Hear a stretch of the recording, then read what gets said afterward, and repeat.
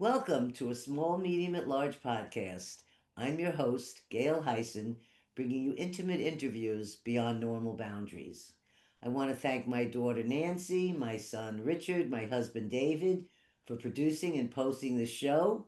And I want a big thank you to all you listeners and viewers on YouTube, Spotify, Google Podcasts, Apple Podcasts, and all other media sites because we appreciate your support as our channel keeps growing. So thank you for sticking with us.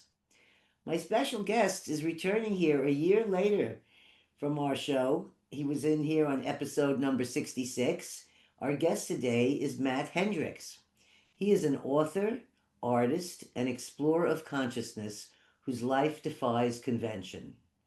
After a spinal cord injury at age 21, Matt has spent over 3 decades as a quadriplegic developing a sharp eye for what most people overlook and a deep openness to the mysteries that surround us.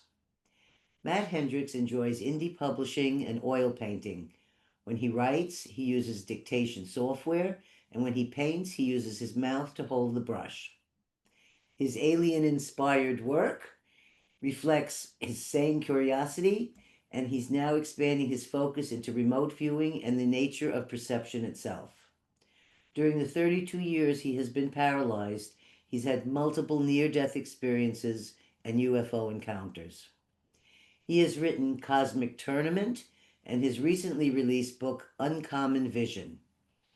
This is a deeply moving memoir that captures the essence of human resilience. After a devastating accident leaves him paralyzed, Matt embarks on a life-changing journey that challenges both his physical limits and his perceptions of the world. From the depths of despair in a hospital bed to his adventures in the digital and supernatural realms, Matt's story is a riveting exploration of recovery, self-discovery, and the relentless pursuit of one's dreams despite the odds. This book will inspire listeners with its raw honesty, vivid storytelling, and the profound insights gained from Matt's experiences with the extraordinary. Uncommon Vision offers a unique blend of personal triumph and mystical encounters.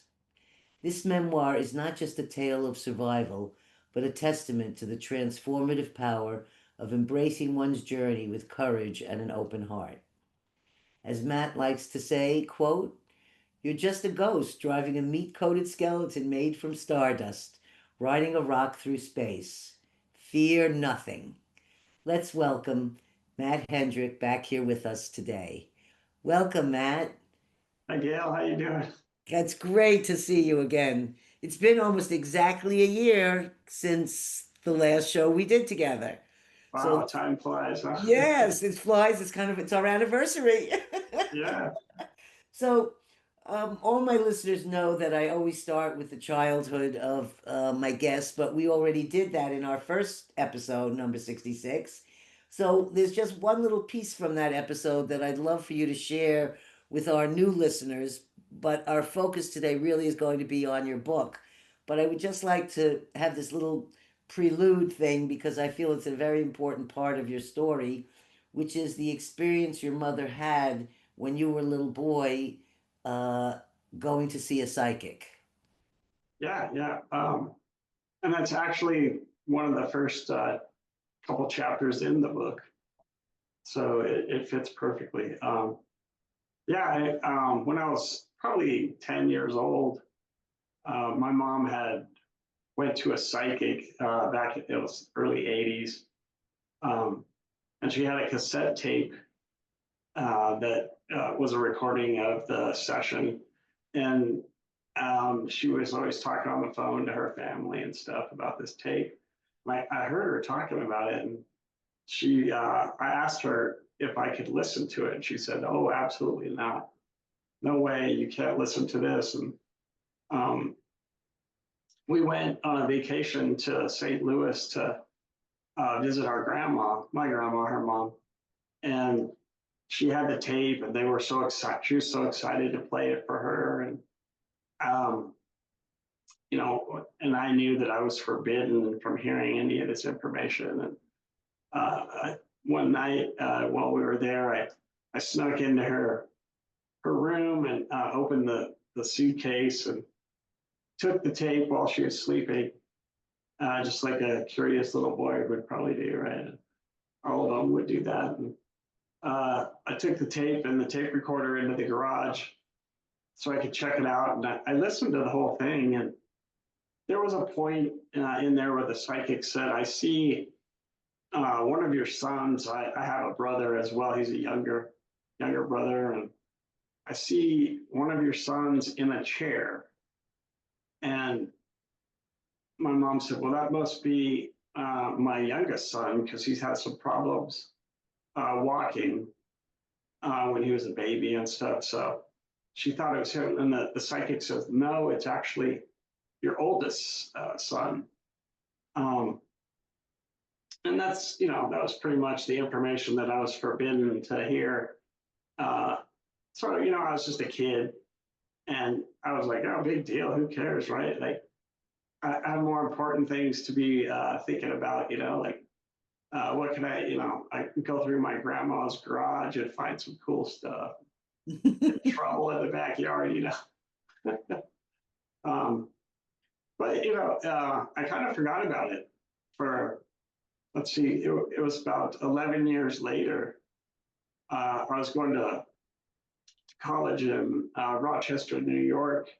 I had just transferred up there from, I was going to CSU for a couple of years, Colorado State University. And I transferred up there to do some studying, and I was kind of into photography and some satellite imaging program they had up there, and they had the Kodak school up there back then, and so I was starting this new journey in my life, and she came up for parents' weekend, and we were heading out in the car, and I was real tired. She had a rental car, and the seat. I leaned the seat back so I could rest while we were driving to this area by the Finger Lakes, where she had like a cabin or some sort of place for us to stay. And I was just sleeping with the seat reclined, and it was one of those cars that you'd get in and the seatbelt would come on automatically. I don't know if you remember those. Oh, yeah. The shoulder belt would come across you, and then you had to fasten the lap belt yourself. And I didn't fasten it. I didn't really think about it. I just leaned back. Uh, and I woke up, and people were banging on the windows going, are you okay? Are you okay? And I thought it was a dream or something. I'm like, yeah, fine, just let me sleep. I'm real tired. And, well, we had been in an accident, and we don't even really know what happened, which is, interesting that she, she drove off the road and we hit something. Uh, but there's really no reason why it would have happened. But and then, it's kind of, I have like these little slideshows of the experience kind of in my head. It was just little like video clips, maybe more than slideshows. Okay. And then all of a sudden I'm being hoisted up into a flight for life helicopter. And, at the top of right when I'm at the helicopter, the nurse says, you've been in an accident. We're taking you to a special facility, and your mom's going to a whole nother one, miles away. So, of course, I'm in shock, and I just black out. And anyway, so I became a quadriplegic from that accident, and I have been for 33 years. But later on, we were like, remember that psychic? What the psychic said? Whoa, really creepy. Like there's something to this. So yeah, that's the story. Well, it's a story that has to make you think, are some of the things in our life already written out for us to experience that someone else is able to see them and tell us the future? I'm not, I'm just saying I've had those kind of experiences as well. And I don't know the answer, but I do feel like it was an insightful. It's hard to not believe she wasn't seeing the future. She was very descriptive about this with no information. And also, as I remember you telling the story, it's probably the only psychic your mother ever went to. It wasn't like she was into, you know, reading cards or doing, fortune telling or any of this kind of thing. This happened to be a one-time experience that she had. And I think she must have gone to a very qualified person that was really Uh, able to be clearly see future. So with that experience, I want to bring us right up into your book. Uh, the title, Uncommon Vision. Can you tell us why you picked that title, what it means to you, and how it reflects the experiences that you share in your book? yeah, for sure. It kind of has to do with, so I'm really different than how you would be or any able-bodied person would be.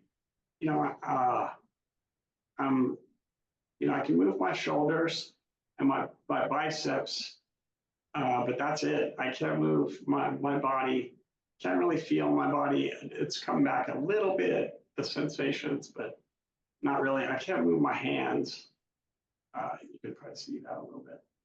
Uh, so that's what I have to work with every day. And I think I feel like it's more how humans probably lived in the past, where you have to be super careful about what you do. There's danger every day. If I have spasms, if my catheter gets clogged or plugged, or there's problem. I could have a pitfall all over the place. There's danger everywhere around me. I have to be very aware um, of what's going on, around my surroundings. I can't really tolerate the heat. I can have a heat stroke real easy. My my sweat glands are paralyzed, so that your body cools you off with that. Uh-huh.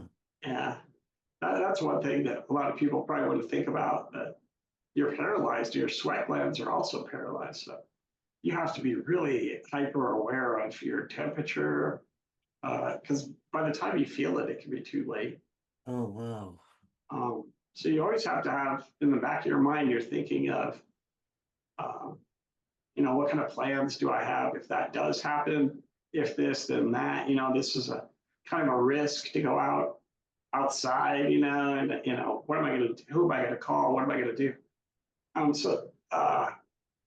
find that our modern world, it's provided us with a lot of luxuries, electricity, heating, cooling. There's somebody testing every product to make sure that it's good for us to have. That's not risky. Um, we've become kind of lazy and being careful, and we just assume that everything's going to be okay. So that's where I'm coming from with the uncommon vision thing. And it's not just me, of course, it's the other, 300,000 paralyzed people in the country as well. They would probably understand what I'm talking about.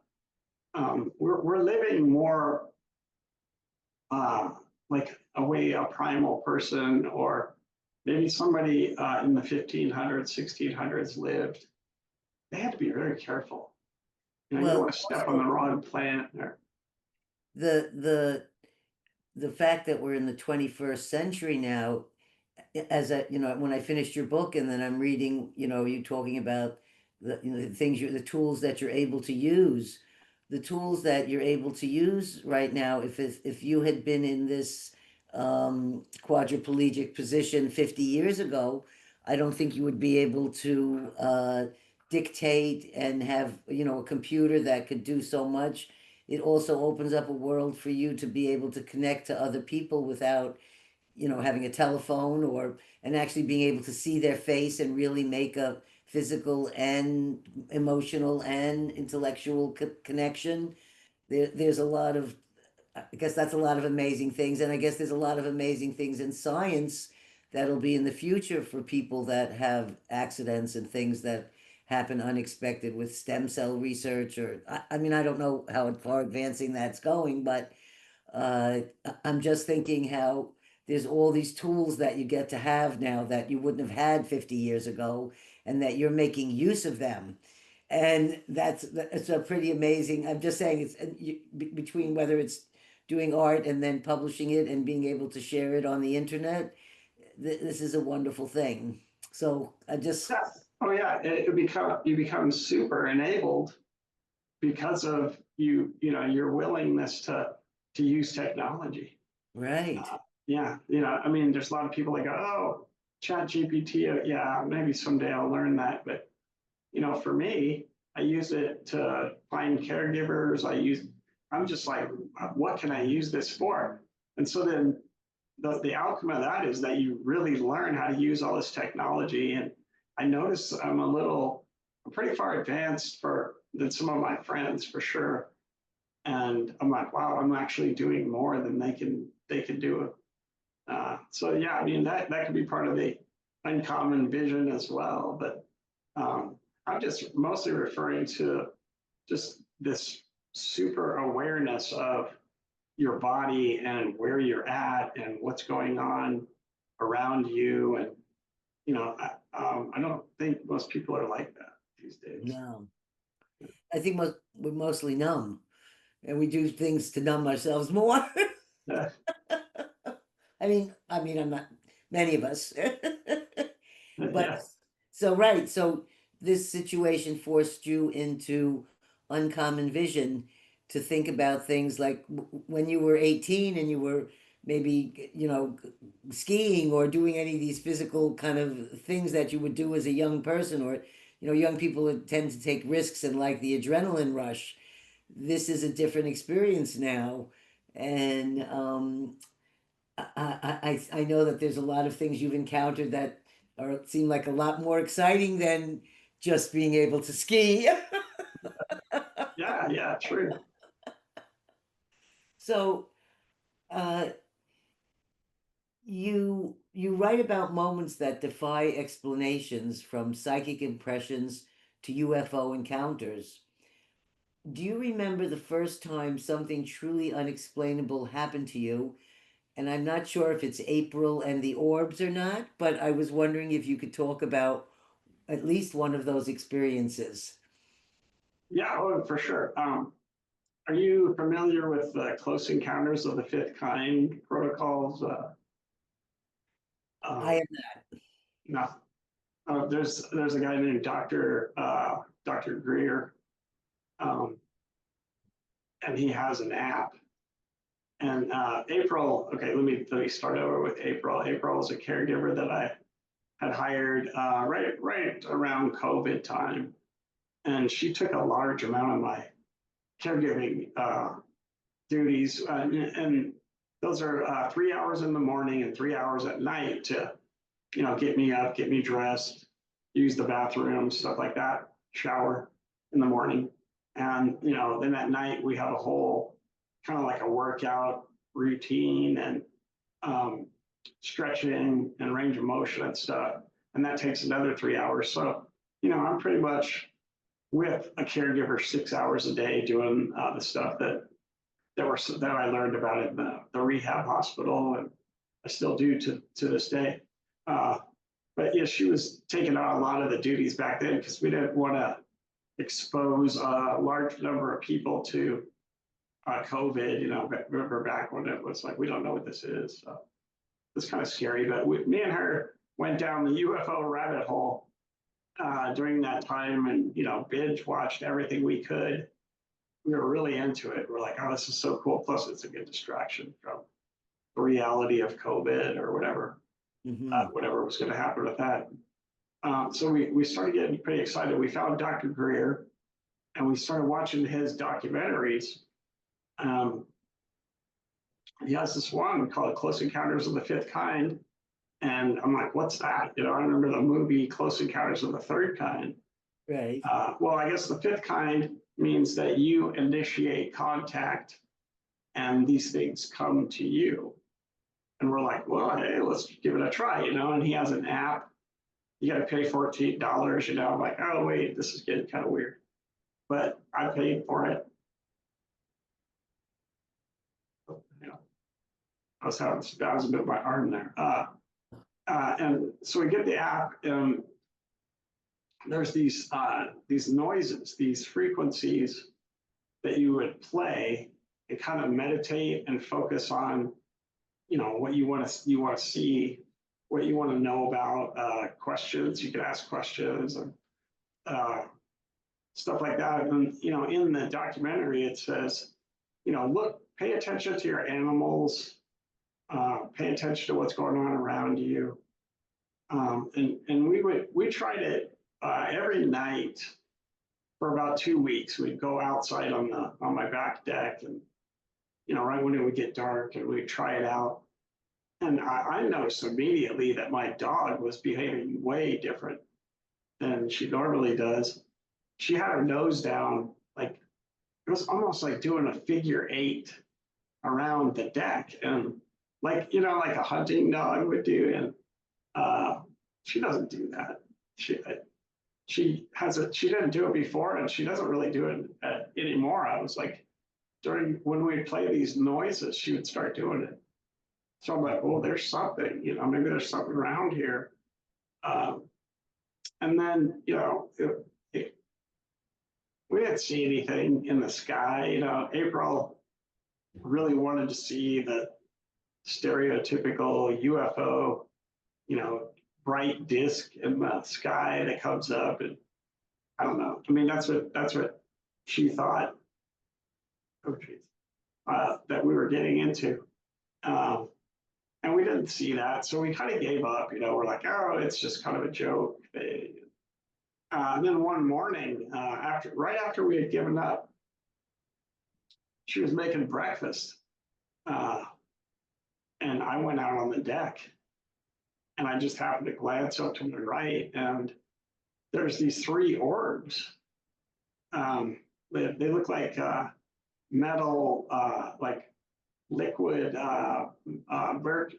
mercury, like inside of a thermometer. And there's three, and they're just sort of like blobs of plasma and kind of moving around.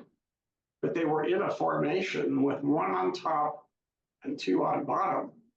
And they're just sitting up there. And I was like, April, get out here. I don't know what this is. And she comes out, and we're staring at them, and they go kind of around the front of my house. They do about 180-degree arc around the top of the house, and they're just sort of like, I mean, it almost looks like they kind of look like they're balloons in a way, the way they're like bobbing around, but but it's not. It's definitely not a balloon. Was it a cylinder? Was it round like a ball, or Yes. that sort of a shape? So it had a shape Yeah, around. but it doesn't stay in that shape. Mm-hmm. It kind of moves, it morphs around, and has like an oblong side at one side that it moves, like very much like a plasma or like a liquid, like mercury is all I can really think of. Mm-hmm. So yeah, then they move around the front of the house, and it's kind of morning. It's like 11 o'clock, and the sun is a little bit lower. They go right through the sun and out on the other side, and then they start blinking. So I'm like, well, that's really weird, because they should have been blinking when I first saw them, if it was a reflection from the sun. But I felt like they were kind of like showing me, look, this is not a reflection from the sun. The sun, they're between me and the sun, and they're blinking. I'm like, whoa. And then all of a sudden they just fade into nothing. Wow. One at a time, and they're gone. And I got a weird feeling, just like what is, just really weird sensation. And kind of, I felt like they were laughing at me, like, uh, and it's hard to describe. Like, it felt like it was a humorous thing for them, like they had surprised me or something. And April, of course, April's like, well, I don't like them. What do you mean you don't like them? This is our what we are trying to call. This is exactly what the app, the icon for the app is. These three balls, one on top and two on bottom, and that's what shows up. Like it must be from what we were doing with the app. It just didn't show up when we were doing it. It kind of showed up a little bit later. Another kind of little joking kind of thing. Uh, but she really wanted the alien to pop out and take me to your leader kind of thing. And that's not what it was. But it was definitely, it changed my life, you know. Mm-hmm. So energetically or frequency wise, it felt very uplifting. It didn't feel frightening or scary. It was No, joyous and happy and funny. yeah, funny. Like it was definitely humorous. Uh, well, that's a good positive experience, and I want to say a lot of people, including my own self, who've had unusual experiences like this, have spent years not telling anybody because you don't want people to think you're crazy, or you even yourself are not sure exactly what happened, but it's not a dream, and there's something very real. But until the like in the last 5 years, when people have really been sharing their stories, it made me open up to be able to feel like, and I talked about my stories on as a guest on other podcasts and as my own hosting my own show. I don't feel uncomfortable to talk about whatever it was that happened to me, because after I listened to other people, it was such a common thing that how could so many people have had a similar kind of experience who've never met each other? It's not from a movie. Where did that come from? So I don't have an answer except that I'm leaving everything open. I'm not shutting down in myself and saying, oh no, there's no such thing as this, or those aren't real, or any of that. I feel that it's a time to be open and receptive to see what's there. And it seems like a lot of people are on that page now more than ever. Whoops. Oh God, he even moved when I said that. Oh, Wow. there we go. Okay. Okay, we got that going for us. Yes, anyway. So I think this is great that you're sharing this in your book and on other podcast shows so that other people can hear about some unexplainable things that have happened to you, so that maybe they'll share their story about the unexplainable thing that happened to them. Yes. So, is April, uh, did she feel after that experience, did she feel a little more calmness about the fact that there might be some other extraterrestrial or someone else out there? Well, I mean, it's funny because she struggled with it for a while. She kept going, "Did we really see that, or was that real? Was that?" I'm like, "Yes, it was real. I mean, me and you were right there, and we didn't even take a video or pictures, and it lasted between 5 and 10 minutes. I had my phone on my lap, and I didn't even think about it. It's so weird. That part, I've heard that from other people as well.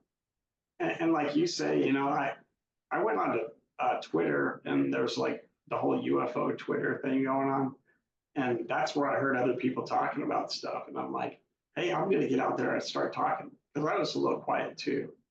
Same Mhm. thing. So hopefully I can help other people come out and talk about their any of it, just any of the phenomenon that's out there. Like even if it's ghosts or spirits or whatever you want to think, UFOs, aliens. I feel like it's all kind of tied together. Um, just the It's unknown. Yeah, speaking about the unknown and also Yeah. about mystery, things that, there isn't maybe a scientific proof or answer about what is happening. I just am discovering that myself right now. I've just been experimenting with psychokinesis.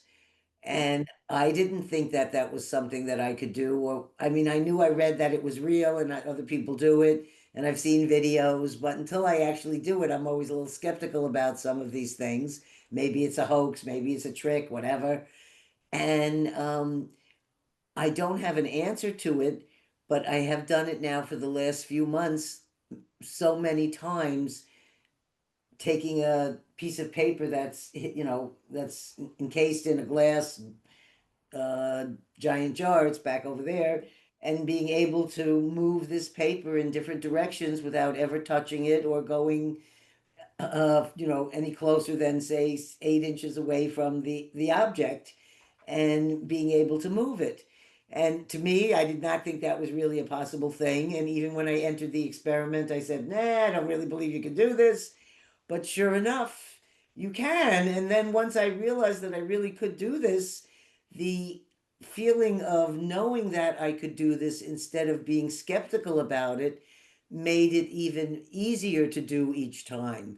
Where in the beginning it took me, say, 10 minutes looking at this piece of paper to get it to move. Now it takes me 1 minute to do this. But it's also this ability or knowledge in myself saying to myself now, I can do this. This is real, but I don't have a scientific explanation. I don't know if it's my energy. I don't know if it's the fields. I mean, I have no idea what makes the paper move. I just know that I'm not physically touching it and it's moving. So something's That's happening. cool. Jeez. Yeah. It's That cool. opens that opens up a whole new idea of what wow, what is that? Yes, our friend Sean McNamara, he has, YouTube videos that show you how to put a piece of aluminum on the head of a pin and how Yeah. you put the jar over it and turn it and all this. And I tried it and I didn't happen, so I never did it again. But then when some scientists asked me to do it to be part of an experiment, I said, all right, I'll give it a try. And I was willing to do it again. And I know, like, for someone like him, it's like, oh yeah, it's no big deal to do that.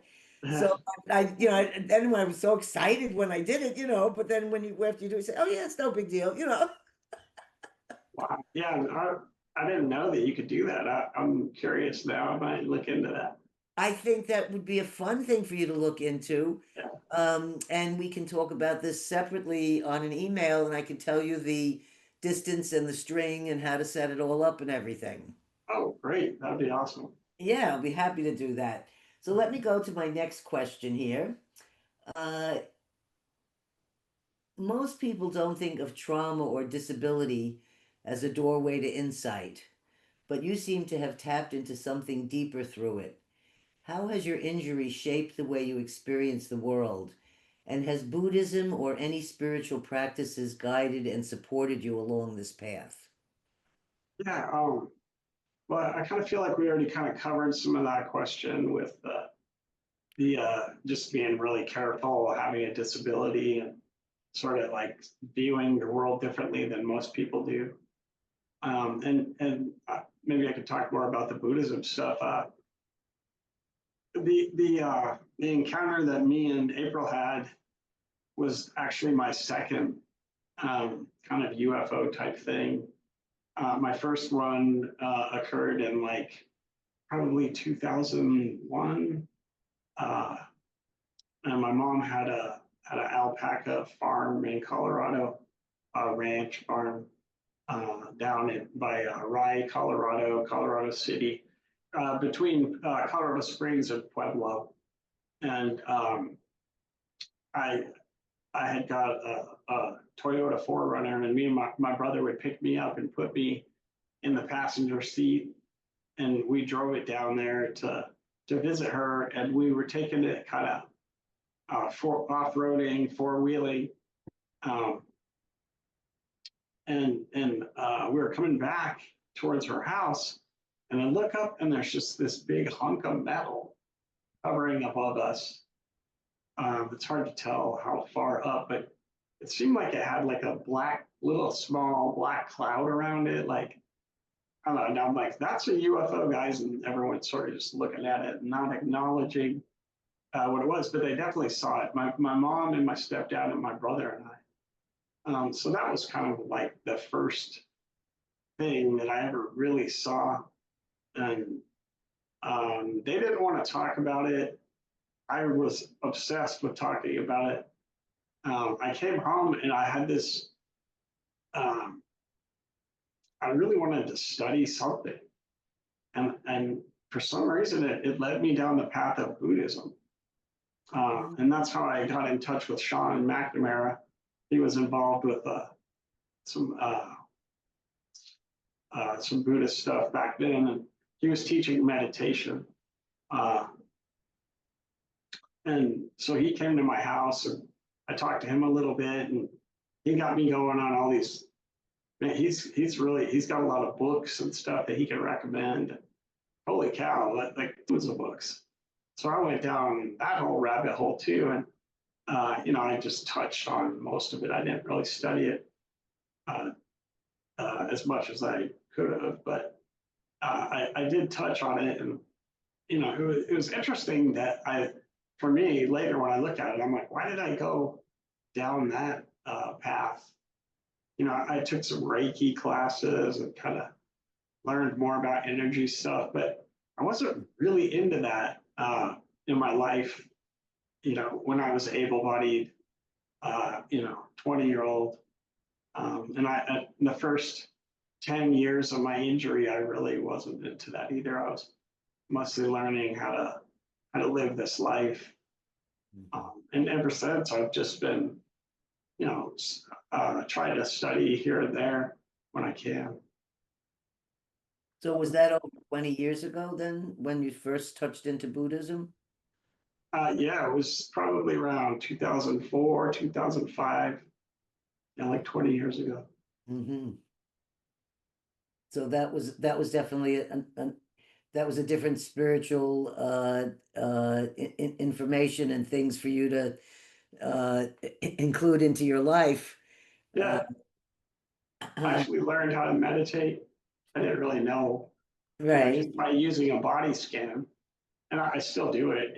Every morning I wake up at 4 o'clock, 5 o'clock, and I do the same little body scan thing, and bring yourself back to the present moment, kind of get rid of the monkey mind, all that stuff that happens when I'm laying down and when I wake up like early like that. Yes. But it's good stuff.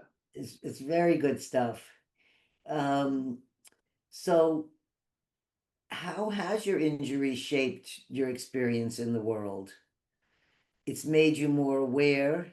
You know that there's a lot of you have to live with like red lights, knowing that there's danger out there for you to be very, very careful in order to what might hurt what nothing for one other person could put you into a hospital. So you have to be very, very careful. So how has this shaped your experience now in the world? I think it's left me with I'm very open-minded.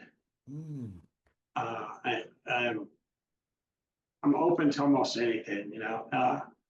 And I find here's what I find with a lot of people that I deal with, work with, and it may just be some of the people that I'm around. I know that most people aren't this way, but um, a lot of people will just go with what they were taught when they were 5, 6 through religion.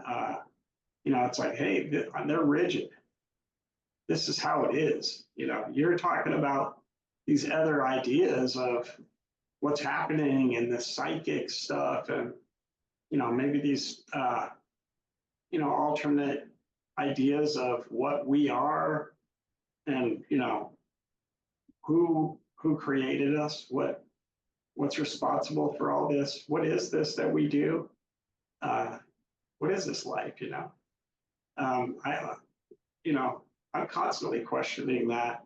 The more I stumble on just synchronicities with people is a huge one that I've worked with probably 300 caregivers over the 30 something years, and I the synchronicity part, what you hear that frequently, but for me, I get people in my life that it's almost like it's a template of the other person.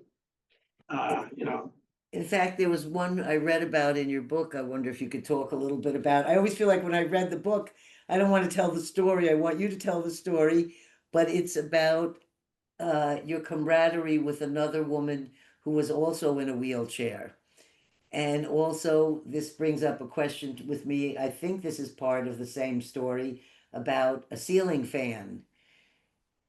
mm, And I was wondering if we could talk a little bit about that.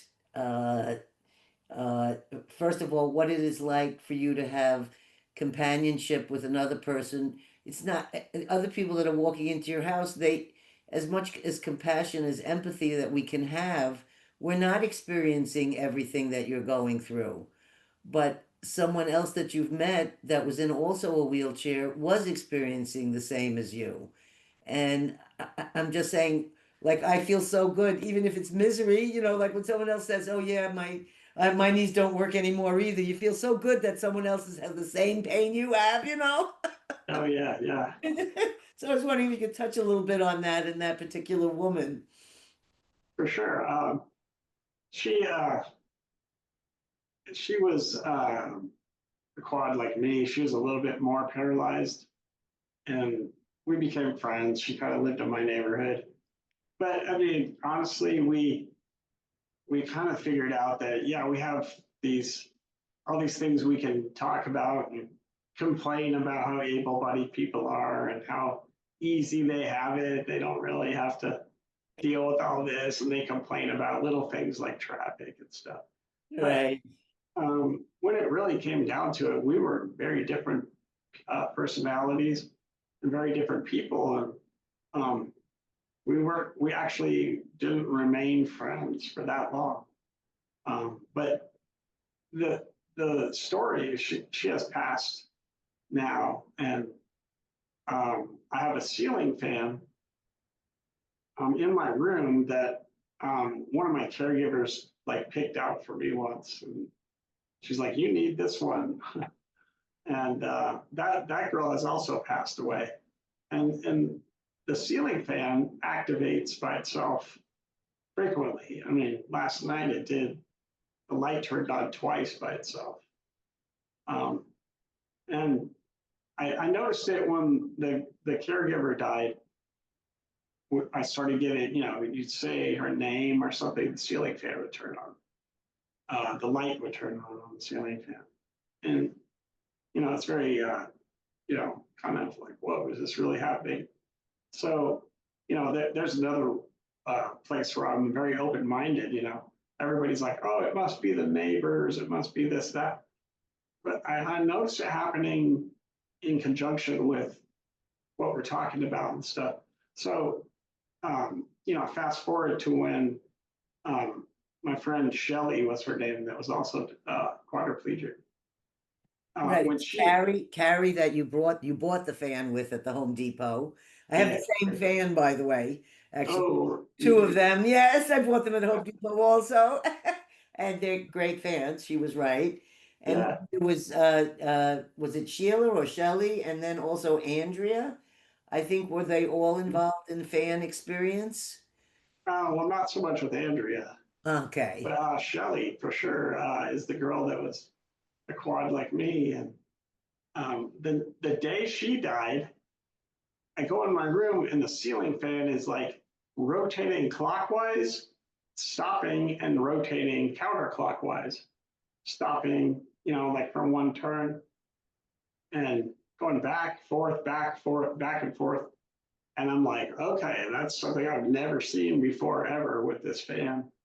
I couldn't even make it do that with the remote. Um, and I haven't seen it do that since.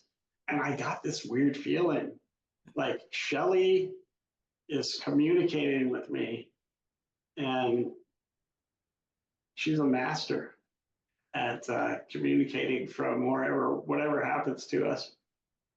No one else has been able to do that.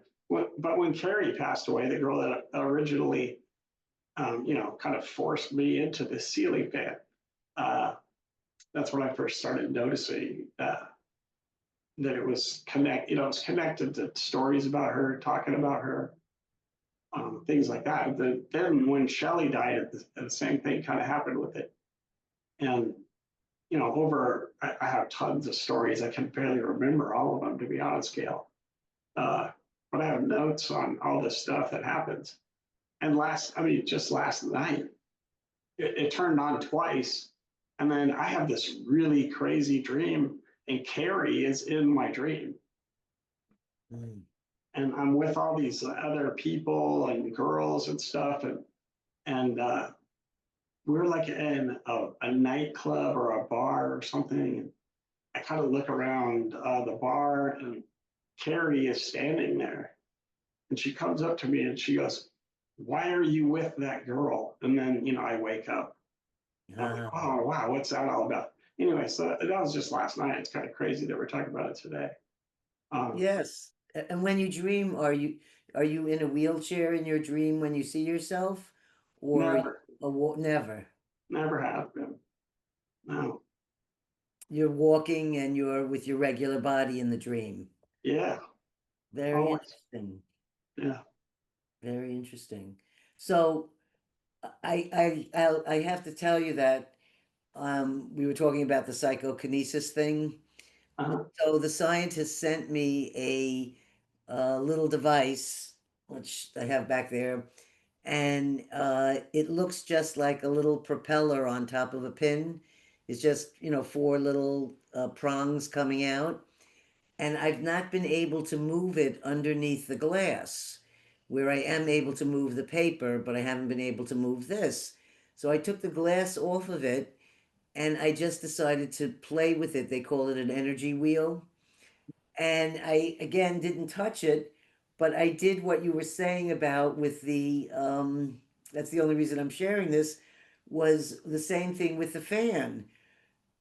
And so I'm saying this is a spirit doing this. This is me doing it not in spirit, but with something other than my body, some kind of energy. And I tell the little propeller go right, and it twirls to the right. Then I say stop and twirl to the left, and it stops and it twirls to the left. And I'm not verbally saying this. I'm saying this in my head, and this little piece of metal is reacting to the direction that I'm asking it to go in. So this is new to me, this little thing that I'm doing. So I'm talking about this, but I've only been doing this for the last month. So that's why I say this metal thing is fresh, where the other paper one I've done for a few months. It's making me think about her taking the fan and doing exactly that, turning it in one direction so why could that not be possible just because she doesn't have a body? Yeah. I mean, it gives me thought here about Yeah. it's the same object. It's a twirling thing. Anyways, it's It's this. fascinating. It's fascinating. I just like. I mean, Yeah. I don't have an answer, but I like the idea of realizing that I can compare this to something else, or thinking about these other possibilities with a body or without a body. That a rotation in the direction can happen. So, anyways, I think she's pretty amazing. Yeah. No, this is what I'm talking about. All this kind of open-minded stuff. It's like I love it. It's just there's really no answer, but I still love it. Right. And Yeah. I always think I remember saying this to one of my scientist friends, Dean Radin, about that I think some things are just supposed to remain as a mystery. I don't think you're ever supposed to like solve the mystery or explain the mystery. We have to have certain things in life that's a mystery with an unknown. And I feel like those kind of things fall into that category. It doesn't bother me that I can't explain it. I just accept it. But because I'm visually seeing it happen. That, Yeah. Well, and for me, I think it's there's more to this than we really know. It gives me hope y- that someday I'll be somewhere where this body doesn't prohibit me from doing what I want to do. Like there's something, just the psychic with the tape. There's something going on here yes, for yes. sure. Well, I have two more questions, but there was and a couple little extras. But before I go on to that, there was, since we're talking about the things that what can you do, before I get to my fourth question, I was wondering if you could just share a little bit about today, because I have seen photos of some activities that you're doing, like, I don't know, was it dirt road? I couldn't figure out what Uh, it was, but I'm thinking to myself, this guy's living, he's not, nothing's stopping him. So I just wanted you to share some of the things you do that most people would not expect a person in a quadriplegic position to go attempt and do these things. So what are some of the fun things that you're doing with your uh, body? but yeah, there's a whole bunch of adaptive sports that go on out there for people like me that it's cool. It's a lot of people helping out and getting you out there. I've done adaptive surfing in Hawaii. I've gone Wow. I've gone mountain biking frequently. Like I went on a trip in Bend, Oregon, with Craig Hospital that's here in Denver. And then there's an outfit that I went to this past weekend. It's called Return to Dirt, and it's a foundation up in Glenwood Springs, Colorado, and they have ATVs with hand controls, and they get us out there driving, um, like the Can-Am kind of dune buggy kind of things. Mhm. So that's what you probably saw that I posted some videos of that from this weekend. And I mean, we get out there and they'll drive us too. Um, and we got the thing up to 80 miles an hour. Wow. Yeah, with a able-bodied guy driving it, but I mean that's cool. I had a good time. I couldn't even close my mouth because we were going so fast. My God, it was fun. Yeah, I'd be so happy to see that photo. I just wanted to share that. I kind of jumped. That's one of my questions at the end, but I had to make sure I got it in there. So, I have two questions left, and if we have a little time, then we can touch in on remote viewing. But I want to know about. There's a strong theme of questioning what we've been told about reality, about death, about the nature of being human. Can you share a bit about some of the meet death experiences you have had? And what do you hope readers walk away questioning after reading Uncommon Vision? Just, um, I think that maybe they can walk away questioning what is this really? You hear people talk about simulation theory and things like that, and when I first heard that, I'm like, no, I don't like that. It's it reminds me of like wearing a virtual reality headset. Like I don't really feel like we're doing that Mm-hmm. somewhere, and this is something that we're doing. I don't know. I have a hard time with that one. So I started kind of just thinking about that more. And I'm like, I almost feel like we're kind of um, maybe like the human body is sort of an earth suit that we are in, our consciousness is in, kind of maybe stuck in. This could even be a prison for some of us, all of us. I don't know. Mm-hmm. It's things like that, just to kind of like just using your mind to just go crazy and not crazy, but go out there and come up with some ideas like what could this be?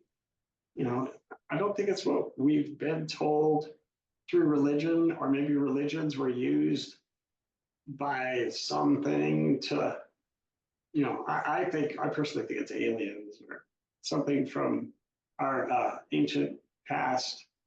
Um, that's kind of my book, Cosmic Tournament, touches on that a little bit, but uh, there's something else happening, and I'm just curious as hell what that is, and that's why I'm continuing this life as long as I can. I want to just have as many experiences as possible. Uh, I feel like you're glowing too when you talk about that. Yeah, I do. I feel like I'm on to something. Yes, it's very inspirational. And I was mentioning this earlier when before we started our show, that Matt has inspired me for the last year after our first visit, and then after reading his book in the last few months, that I always remind myself when I feel some kind of bodily, I just turned 70, and like a car, my parts are wearing out and things are wearing off. And I find myself falling into like a depression when I realize I can't do the things I could do when I was 20 or 30 years old. And that now it feels like somehow I'm failing because I can't keep up with who I used to be. And then I start to think of you and think, my God, this guy's writing books. He's doing these things. He's learning so many other things. He's not stopping. He's constantly investigating and curious, and he's not letting these incredible difficulties stop him in any way. So your little, bone on bone knee thing or whatever silly thing it is that's going on in your body, it's nothing.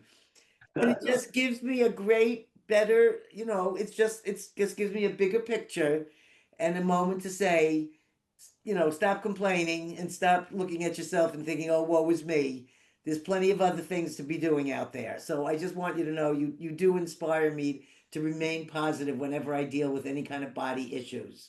Oh, that's awesome. Thanks for telling me that. And it's really important because Yeah, otherwise I go down a depressed thing that I'm old and withering and rotting away, and I may as well just give up. And just yeah. because my body's not going along with the plan. Well, have you ever heard people say, I'm trying to live twice the life in half the time? That's what I feel like. I'm like, yeah, I don't have time. I got to keep going. I got to live Right. twice the life. Well, People like me don't live as long as an able bodied person might, but let's get it all done, right? I don't have time to complain. that's right. And that's a to be able that's why I think putting this book out and also you going into as many different um places where you can speak to others, whether it's podcasts or book places or whatever it is, inspiring people by who you are and being who you are. This is not a magic here. You're showing them you're showing them this. I think it's fabulous. So I have a little bit more questions, and we're only at our hour now, so I feel like I can put my questions in without going too long. Okay. It's just, let's see. I wanted to ask, there are two things I want to discuss. I want to discuss a little bit about the remote viewing, but before I touch on the remote viewing, there was one other amazing thing I thought we should talk about, which is the work that you've been doing at the Craig Hospital for the last 15 years. And if you can share with your listeners what you have been accomplishing, which I've seen in photos, which is pretty amazing. Yeah. Well, they have a they have like a gym there that you can make appointments, have personal trainers and stuff. So when they came up with that in like 2010, I think. So I started going back then. Um, and you go and they get you standing up, stuff like that. They start out kind of slow and kind of strengthening your legs again. You go back the next week and you try to build on it. And eventually, they started putting electrodes on top of my feet. And what happens, they can trigger each electrode, each foot. And it's like it harnesses the reflex that you would have if you stepped on glass or something hot. Before you even really know what's going on, your foot is just jumping up. Um, so we're basically harnessing that reflex to walk. It's not real functional as far as like my daily living, but it's a good exercise. It gives me a good cardio workout. So I just did it yesterday. I do it once a week, every Wednesday. And yesterday we didn't quite come to my get up to my personal best record, but It's my second best ever. So we did 305 yards in 40 minutes. Wow. So it's like 3 football fields. I was able to just 1 foot over the other with a person, holding, they're kind of guiding this walker and triggering each foot, to help me step. So yeah, that's very cool stuff that I've been doing, and it's not the cure for spinal cord injury, but maybe it's my cure. It gives me a good attitude, and I feel good that day, and I'm Hey, walking. I'm sure there were doctors who said you'd never be able to even do those one football field steps ever in your life, and you're doing it. Yeah, oh yeah, for sure. When I was first injured, they were like, "Yeah, you might live 20 years. You can, just know that." I'm like, "Oh well, I was thankful to have 20 years." But there's a guy that made it 55 years in my situation recently. So, with technology and modern medicine and just, people talking, people on using, digital communication, social medias for sharing ideas on how to live and seeing how other people live, and we're motivating each other.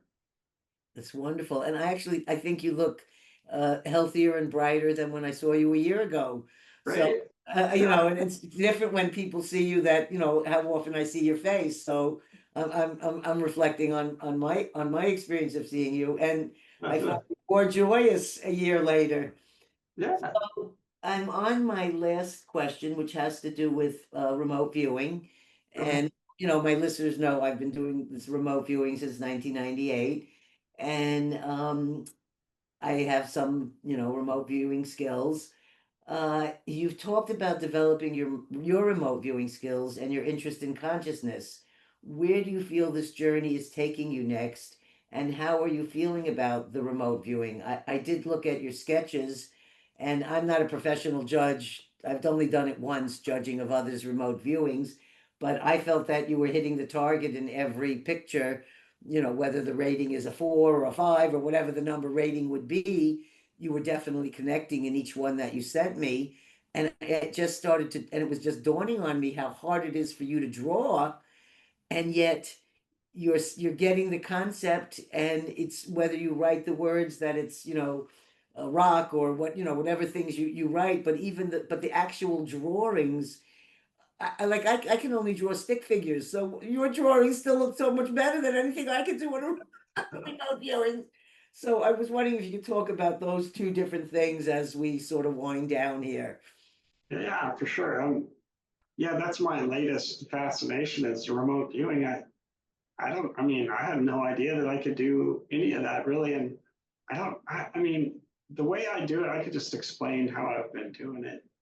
Because I know that there's all these different ways, and it seems like it's pretty rigid in how you do it. And, When did you start? When did you start deciding to attempt the remote viewing, or try doing remote viewings? uh, it's probably a year ago after Oh, our interview. Um, okay. and then on Twitter, there's a guy named the Astral, and he has a remote viewing space every Thursday night. It's actually in 2 hours from now, and he has the envelope that he posts on like Monday, and you're supposed to try to figure out draw the photograph, and then he reveals it in. Have you been on Twitter Spaces at all, where um, he's the host, and you know, a Well, little bit of a spasm here, Jeff. yeah, well, it's okay. All right, Take your time. let me just sit up.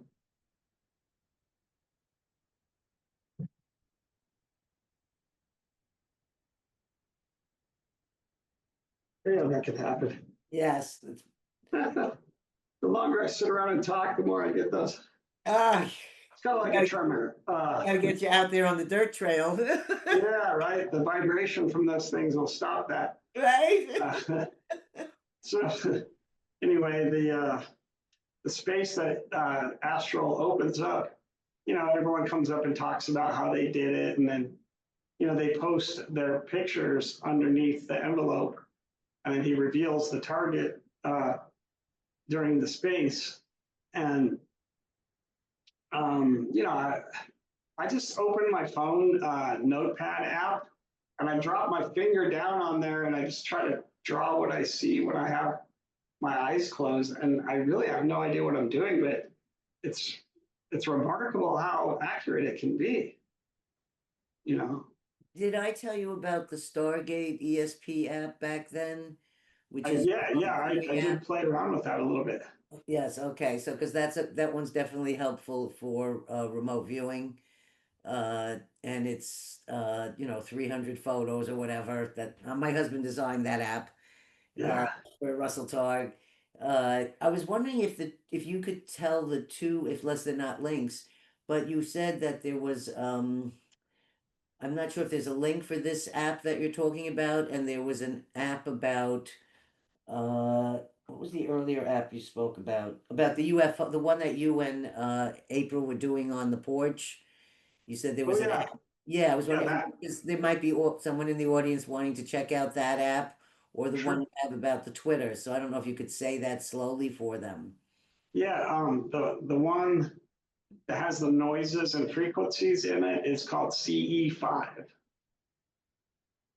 And And go ahead. is that a CEFIVE or CE number five? Number five. Okay. .com? I don't know if there's a .com. That's just the name of the app. Oh, okay. So they should be able to find it with that. That's enough. Yeah, Dr. Greer, Close Encounters of the Fifth Kind. Um, with some of those things, you could probably come up with it real easy. And then the other thing is just, x.com. It was Twitter. Uh, Inside of there, you could search for a guy named The Astral, and his icon is like a guy with a hat with an alien on the front of the baseball hat. And Okay. he has the spaces. He opens them up on Thursday nights, and you can go in there and compare to the other people, what you're, how you're doing, and then go up there and talk to them if you want. You can also just sit in there, and that's mostly what I do. I just listen and wait for my caregiver to show up, and then I leave the space. It's just like it's kind of like a little conference room with, they get 100 people in there sometimes, and they can have like 12 speakers at a time, and you request to have the mic, and I don't know, it's entertaining, at least if you just sit around in there, but you can also participate.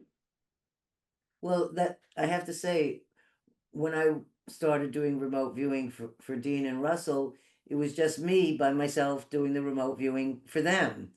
But then in the later years, I did some remote viewing for Stephen Schwartz and some other people where you did it in a group. And I had never group remote viewed together. And I found that very fascinating that like nine people could draw the same picture, or that nine people could do simply something that was not part of the target, but all draw the same one as well. I'm so Yeah, yeah, that's what I instinctive. notice a lot of. We're all Yeah, drawing these shapes. I'm like, okay, that's got to be the target. And right, then the target's something completely different. I'm like, what is right. that about? Right. So that made me curious because I'd never done group before. So it's Yeah, only in the last, like 5 years that or whatever ago that I tried group and it was so different. And I found it very interesting. There's a guy you might want to check out, Marty Rosenblatt, and he has something called Precog. It's another type of remote viewing. I think it's with coordinates. I'm not sure. I don't know how to do that particular kind. I think it's called CRV. Um, Anyways, he has something like this he has a course that he has a once or twice a year. I think it's maybe once a year. He has speakers and it's all online and it might be something interesting for you. He's got one coming up soon. I can send you the information or if you remind me. For But sure. Yeah. yeah, it's all about remote viewing, and they do it as a group, and they judge it, and you do it, through the whole weekend, you're all doing it together. So you might want it's like they might be betting on like they want to know which horse is going to be the outcome of a race, or it's not for money, but it's just for the group to figure out as a group how many people thought it would be this thing, or how many would think that. But I think if you're beginning remote viewing, some of these other ones might be good to add to your Yeah. one that you're attending. So if you let me know, I'll steer you to a couple of those. Yeah, And that'd be interesting. yeah, I think it would be very interesting. So where do you think this journey is taking you next? Just more exploration, or is there anything now you'd like to share with our listeners in closing about anything about your wonderful book? Or if you wanted to tell them, I'd love for you to tell them your website, and if you could spell it out for the people that are just listening on Spotify or Apple Podcast. For sure. Yeah. It's you can find all my stuff, my prints from my alien artwork and just my artwork in general, and my books, and all the interviews and stuff that I've done. It's on Hendrick, Hendrick, media, media.com. You can find all that stuff there. And to answer the first part of your question, I am interested in this remote viewing. It's it's uh, it's a sort of mystery, and but I could do it. I have some success. Uh, I think, and I'd like to kind of maybe get better at it and learn really how to do it. Like there's a lot of people that have like um, a lot of little drawings and words on the side and stuff. I try to do a little bit of some words and drawings, but there's one that was pretty cool where they gave us a coordinate, and then I was doing it, and I could kind of see like it looked like a hill, and it had like a layer, like I was seeing a cross section of a hill, and the top layer was sort of, it looked like it's moving. Um, so I drew this, and then when they revealed the target, it was Niagara Falls. And the thing that I drew, I mean, in my mind, it wasn't that. That's the other part that blows my mind is what I see something different. I try to draw it, and then it actually looks like what it really was. It was that when I drew the hill was in the shape of Niagara Falls, and then the layer that I could see moving was the falls itself. So I was seeing it from straight above. Mm-hmm. And It's I mean, often yeah, what's that? No, no, often, in fact, when I would do remote viewing, Russell would say to me, "So now take a view from above. What do you see from above?" And so that you're even guided to do what you did, as when somebody's guiding you during a remote viewing, when you're working with another person. Russell and I last year we made a little book of 13 remote viewings we did um, over the phone through Zoom. And he would hold the object in his desk, and I would draw it here terribly with my Yep. terrible drawing. I have to describe to them when I say the drawing, this is what this looks like. But I was always taught never to say, "Oh, this is the Great Pyramid." They say, don't say that. That's how they teach you. That you say, "Oh, stone monolith, tall, brown, like this." I'm not sure why, but they never say for you to say, "Oh, this is this." You're just describing what you're seeing, but you don't necessarily have to say this is that object, the name of what you're looking at. They've never steered me toward that direction. Instead, just describing what you see. And for me, with remote viewing, it's also feeling. I get emotional reactions to the picture I'm going to be shown, and so that's also part of information. So I listen to my feelings about it, and then the quick visuals that come through, the ones that come so fast that you can't like grab them as quickly. They're more fleeting. For me, that's how I know I'm getting close, hitting more on the target. And also, I think sometimes things come up to show me something that's how I relate to that thing. Like I might draw it because it's something that makes me feel a certain way. I might draw an object that reminds me of that feeling. Or like we did one I had back over here, it was a Raggedy Ann doll. And when I'm doing the Raggedy Ann doll, I don't say Raggedy Ann doll. I say red, fluffy, cuddly object that makes you feel happy when you look at it. So that's like the way of describing. I don't say, oh, it's a Raggedy Ann doll. But when you look at the drawing and you look at the thing, you say, oh, this looks like a doll. Oh, this looks like so anyway, so that's and then in judging them, I only did that once for one of the sessions for the um guy I was just telling you about who has the once a year thing, the precog. And they asked me to be a judge, and I was taught how to do it. And it's very interesting because it has to do with whether you're seeing properties inside of it. So how it's decided whether you've been on the target is also very interesting. And there's a 7 point scoring system that was always used back in the days of SRI when they were doing this at Stanford. So the judging has a special scoring. So I learned all this on how they judge all these things, but I always find it sort of hard for me to judge some of the time because I think my person comes into it at the same time. It's hard for me to be objective as some of these other people. But I kept thinking to myself, what's the point of this remote viewing? Okay, I now know that I can do this.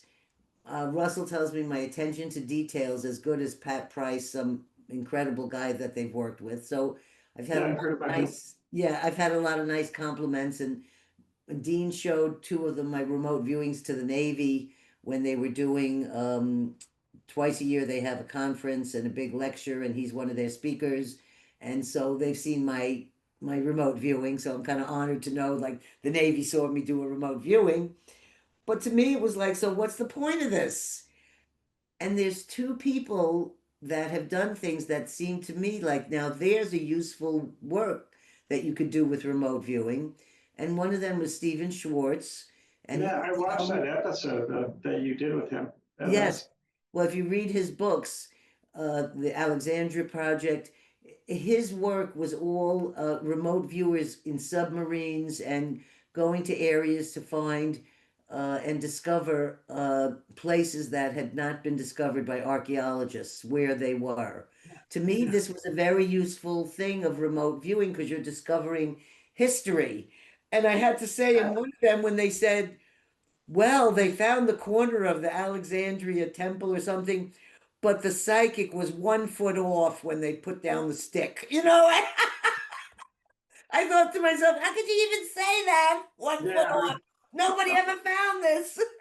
So it's amazing. And his work is accepted by the community, the societies, everything he's done was all filmed, videoed. There's nobody can doubt anything that he shows them that was done.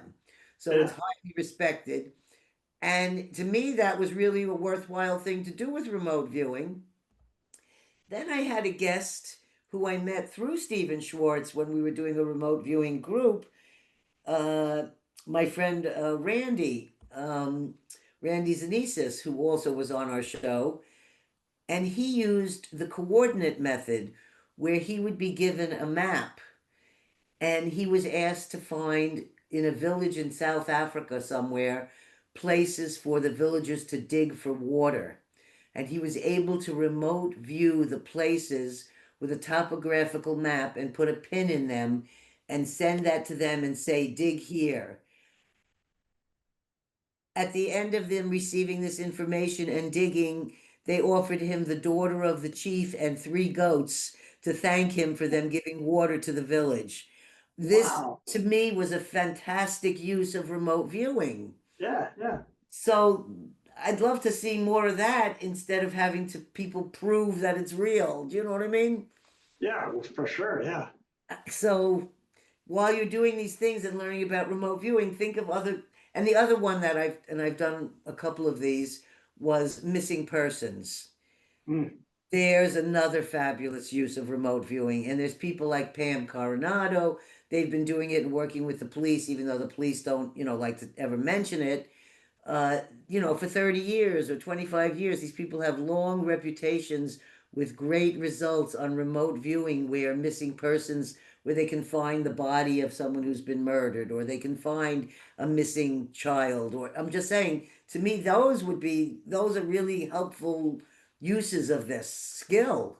Yeah. How would you recommend I get into this more, like to do stuff like that? Well, I think there's a few different people's sites that would be good to look into that, and also people like that, like Sean McNamara. Oh, Yeah, these, people, myself, people that you can trust. But also, I feel like there's a lot of people out there that want $3,000 for them to teach you how to remote view. Russell will say to you, I can teach you in one sitting here how to remote view. You don't have to spend $3,000 to take a course. So if you want to, you can, but I mean, there are people out there that are offering that, or the ones that are offering it for $500 or whatever. So you can go through a training if you really want, to do that sort of a thing. And then there's, I think it's called, I'm not sure if it's called The Boundary, but no, it's called Got Psi, Got PSI, and it's through the Institute of Noetic Sciences, also a very reputable, amazing institute.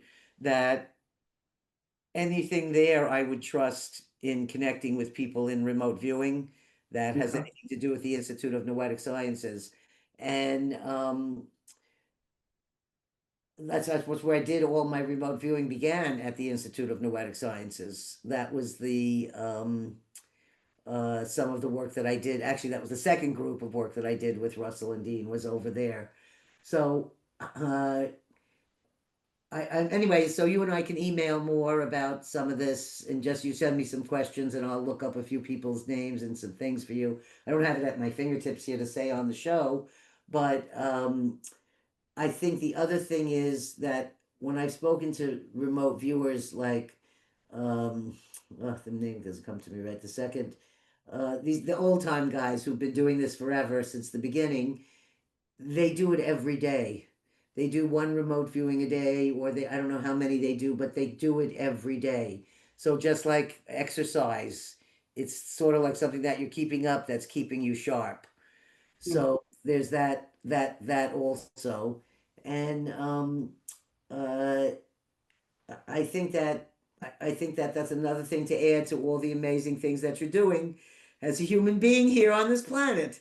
So Yeah. uh I uh I love having you here. I don't know if there's anything else you want to share.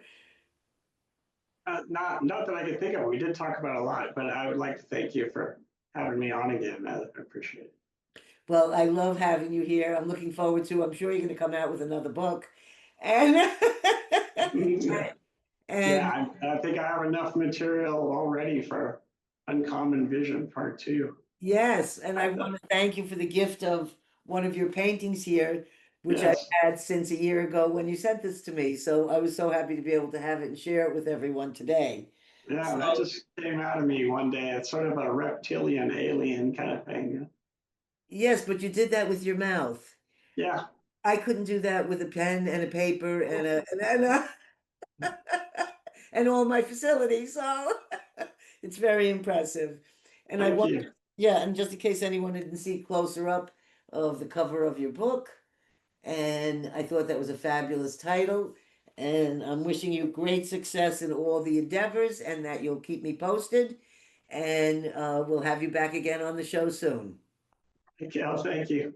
Okay, and I want to thank our audience for joining us today. I want to thank all of you for liking, subscribing, sharing.